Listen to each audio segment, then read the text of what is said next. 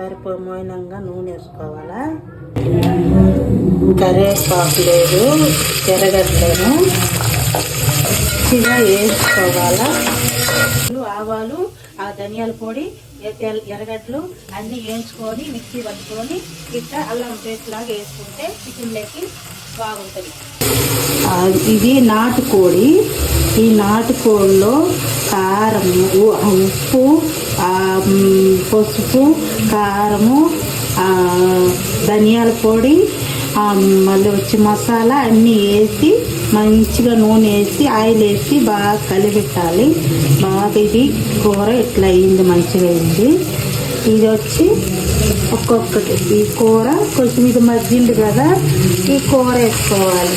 ఈ కూర వేసుకుంటే చికెన్ వేసుకుంటే అప్పుడు ఈ చికెన్ కొంచెం బాగా మగ్గాలి. బాగా మగ్గిందనుకో అప్పుడు టమాటాలు, ఈ కొత్తిమీర ఇలాంటి కారం అలాంటివి వేసుకుంటే కూర కొంచెం బాగుంటుంది. ఈ చికెన్ ఇట్లా చేసుకుంటాను నేనైతే.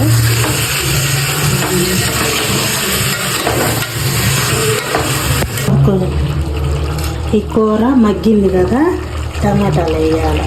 పైన టమాటాలు వేస్తే కూరతోటే మగ్గిపోతుంది.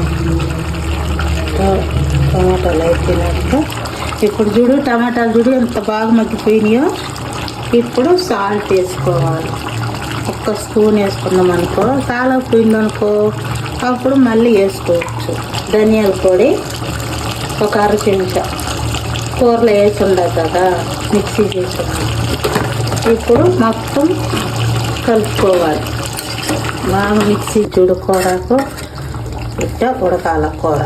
ఇది